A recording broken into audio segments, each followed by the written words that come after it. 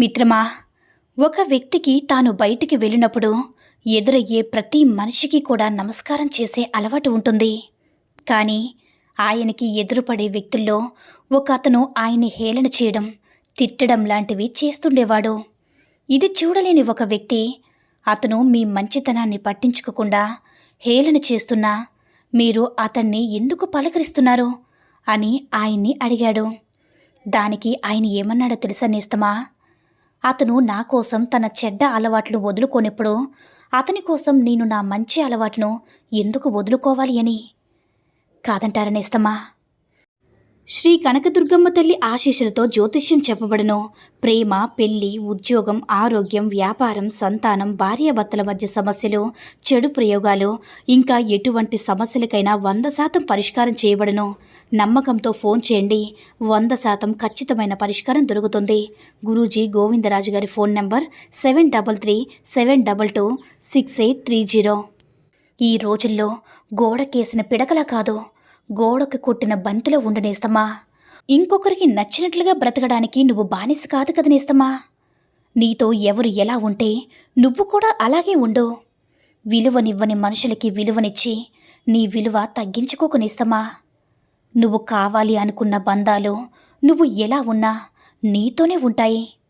అవసరాన్ని బట్టి మారే బంధాలు అవసరం తీరగానే దూరమవుతాయి నేస్తమా. నేను లేని చీకటి సమయంలో ఎవరు పనిచేస్తారని సూర్యుడు ప్రశ్నించాడు. విశ్వమంతా మౌనంగా ఉండిపోయింది. కానీ దీపం మాత్రం నా శక్తి మేరకు చేయగలనని వినయంగా సమాధానం చెప్పింది. మంచి పని చేసేందుకు స్థాయి, భేదాలు అనవసరం నేస్తమా. అది తమ బాధ్యత అనుకుంటే చాలు. ఒక్క విషయాన్ని బాగా గుర్తుపెట్టుకునేస్తమా. నిజాయితీగా ఉండు, కానీ నిశ్శబ్దంగా ఉండిపోకు. మౌనంగా ఉండు, కానీ మాట పడకు. విలువలేని చోట నోరు విప్పకు. అవసరం ఉన్న చోట నీ కోసం నువ్వు వాదించుకోనేస్తమా. మన కోసం ఎప్పుడూ ఎవ్వరూ రారు. మిత్రమా, అమూల్యమైన ఈ జీవిత గమనంలో నువ్వు అలసి కన్ను మూసిన క్షణాన నీ చివరి యాత్రలో నిన్ను మోసేందుకై ముందుకొచ్చేవారు ఓ నలుగురు, నీకై కంటతడి పెట్టేవారు ఇంకొందరు.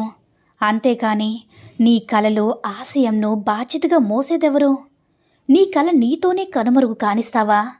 నీవు కన్ను మూసేలోపు నీ కల కలలాగా పోనీయక నీ నిరంతర కృషి, అంకిత భావంతో నీ ఆశయ సాధనలో ఏది ఎదురైనా సరే నీ గమనాన్ని ఆపక అలా నీ కలల సహకార దిశగా ముందుకు సాగిపోనేస్తమా. మిత్రమా, కొందరు ఎదుటివారిని ఎంత మాటైనా అనేస్తారు. వారు తిరిగి ఒక్క మాటంటే చాలు ఎక్కడా లేని ఉక్రోషం, పౌరుషం పొడుచుకుని వచ్చేస్తాయి. మనిషికి ఆస్తి, అంతస్తుల్లో స్థాయి భేదం ఉంది, కానీ ఆత్మాభిమానం అందరికీ ఒకే స్థాయిలో ఉంటుంది నేస్తమా. జీవితం ఎవ్వరిని ఎప్పుడు ఎందుకు ఎలా పరిచయం చేస్తుందో ఎవ్వరికీ తెలీదు. ఎందుకు విడదీస్తుందో కూడా ఎవ్వరికీ తెలీదు. ఉన్న ఈ చిన్న జీవితంలో కడదాకా ఉండేది మనుషుల జ్ఞాపకాలు మాత్రమే నేస్తమా. డబ్బు లేని వ్యక్తికి సమాజంలో విలువనివ్వదు. ఓడిపోయిన రాజుకి ప్రజలు విలువనివ్వరు. పళ్ళు లేని చెట్టుకి పక్షులు దరిచేరవు నేస్తమా. ప్రపంచంలో అందరూ వారి వారి స్వలాభాన్ని చూస్తారు. ఎప్పటి వరకు మన నుంచి ఎదుటి వారికి లాభం ఉంటుందో అప్పటి వరకే వారు దగ్గర మనకి విలువ ఉంటుంది.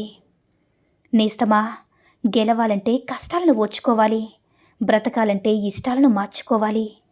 నీకు నీ మీదున్న నమ్మకమే విజయానికి తొలిమెట్టు నేస్తమా. గెలవాలని ఆశతో కాదు, గెలవగలననే నమ్మకంతో ప్రయత్నించు. ఎప్పటికైనా సరే నీ విజయం నీ సొంతమవుతుంది నేస్తమా. నిన్నుగా ఇష్టపడే వారికి నువ్వేంటో చెప్పనవసరం లేదు. నీవంటే ఇష్టం లేని వారికి నువ్వేంటో చెప్పినా అర్థం కాదు నేస్తమా. మంచి రోజులు రావాలంటే చెడు రోజులతో నువ్వు పోరాడాలి. ఏదైనా కష్టం వచ్చినప్పుడు నాకే ఎందుకిలా జరుగుతుందని కాకుండా నాకు జీవితం ఏదో నేర్పాలని చూస్తుందని ఒక్కసారి ఆలోచించి చూడు నేస్తమా. నువ్వు ఉన్నతంగా ఎదగడానికి ప్రపంచం కావాలి. మీరు ఎదిగిన తర్వాత ప్రపంచానికి మీరే కావాలనేస్తమా. ఒక్క నిజం కొద్ది కాలం బాధించవచ్చు, కానీ ఒక అబద్ధం జీవితాంతం నిన్ను వేధిస్తుంది. ప్రతిసారి పడుతున్నామని ఈసారి నిలబడ్డం మానేస్తామా? జీవితం కూడా అంతే నేస్తమా. ఎన్నిసార్లు పడినా మళ్ళీ తిరిగి ప్రతిసారి లేవాలి. జీవితంలో ఎప్పుడు కూడా నటించవద్దు. నీవు ఎలా ఉన్నావో అలాగే ఉండు. ఎవరినో మెప్పించడానికి ప్రయత్నం చేయొద్దు నేస్తమా. ఒక్కసారి నీ జీవితంలో నటించడం అలవాటైతే జీవితాంతం నటించాల్సి వస్తుంది. మిత్రమా, పెద్దగా ఆలోచించు, చిన్నగా మొదలుపెట్టు. ఒకే రోజులో గొప్ప స్థాయికి ఎదగలేవు కదా. ఓర్పుగా ఉండు, మార్పు అదే వస్తుంది. దేనికైతే నువ్వు భయపడి వెనకడుగు వేస్తావో అదే నిన్ను మళ్ళీ మళ్ళీ వెంటాడుతుంది నేస్తమా. ఒక్కసారి ఎదురెళ్ళి చూడు, ఆ భయమే నీకు భయపడుతుంది. జీవితం విసిరే సవాళ్ళను ఎదుర్కొని నిలిచిన వారికి విజయం నీ సొంతమవుతుంది. అదృష్టంతో పైకి వచ్చిన వాడికి చెట్టు ఎక్కడం మాత్రమే తెలిసి ఉంటుంది నేస్తమా. అదే స్వయం కృషితో వచ్చిన వాడికి చెట్టు ఎక్కడం దిగడం రెండూ తెలిసి ఉంటుంది. మొదటివాడు ఎప్పుడు పడతానని భయపడుతూ ఉంటే రెండోవాడు పడినా పైకి ఎక్కగలనని ధైర్యంతో ఉంటాడు. అదే అదృష్టానికి స్వయం కృషికి తేడా నేస్తమా. కొన్ని సందర్భాల్లో నిశ్శబ్దంగా ఉండడం నేర్చుకోవాలి. ఎందుకంటే నాణ్యం చేసినంత శబ్దం నోట్లు చేయు కదా. కంట్లో ఉండే కన్నీరు అందరికీ కనిపిస్తుంది నేస్తమా. కానీ గుండెల్లో ఎంత బాధ ఉందో ఎవ్వరికీ తెలియదు. అందుకే కావాల్సిన వాళ్ళ దగ్గర ఏడుస్తారు, అందరి ముందు నవ్వుతూ ఆ బాధని దాచేస్తారు. నీ కళ్ళకి నువ్వే బానిసవ్వాలి. అర్థమైందనుకుంటా. మిత్రమా, పడకుండా నడక నేర్చుకోలేము, రక్తం కారకుండా సైకిల్ నేర్చుకోలేము, దెబ్బ తినకుండా జ్ఞానాన్ని పెంచుకోలేము, మాట పడకుండా మనిషిమి అవ్వలేము, అవమానాలు ఎదుర్కోకుండా రాటు తేలలేము, ఓటమి చూడకుండా ఉద్యోగం తెచ్చుకోలేము, కష్టం చేయకుండా భవిష్యత్తు నిర్మించుకోలేము, కన్నీరు కార్చకుండా జీవిత సంద్రాన్ని ఈదలేము నేస్తమా. నొప్పి లేకుండా జీవితంలో ఏదీ సాధించలేము. అసలు అమ్మ కడుపులో 9 నెలలు యుద్ధం చేయకుండా బయటికి రాలేము కదా. కడుపులో మొదలై కాటికి చేరే వరకు మనిషి అనుక్షణం ఓటమిని చవి చూడాల్సిందే. జీవితం అంటేనే నిరంతర యుద్ధం నేస్తమా.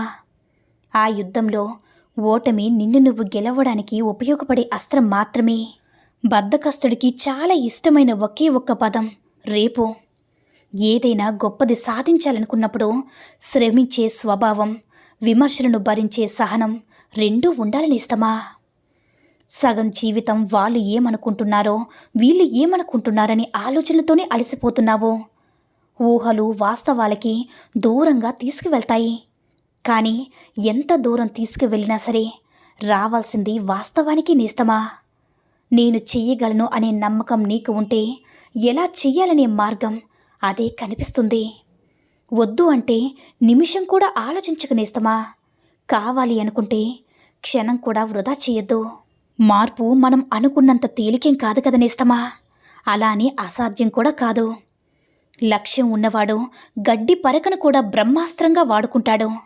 నిర్లక్ష్యం ఉన్నవాడు బ్రహ్మాస్త్రాన్ని కూడా గడ్డి పరకలాకు కూడా వాడుకోలేడు నేస్తమా.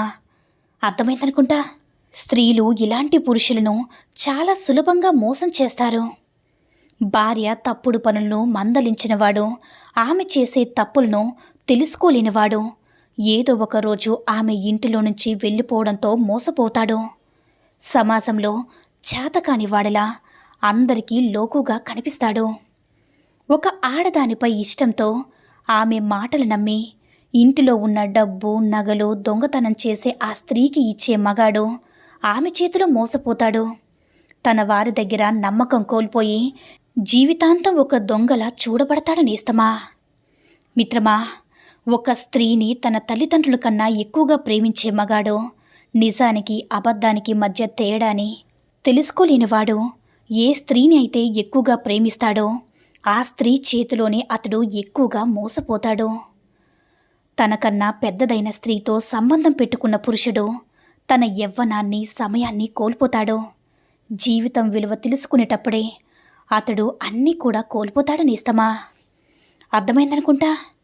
ఈ సూక్తుల్లో ఏ సూక్తి నచ్చిందో కామెంట్ చేయండి. ఈ వీడియో నచ్చినట్లయితే లైక్ చేసి షేర్ చేయండి.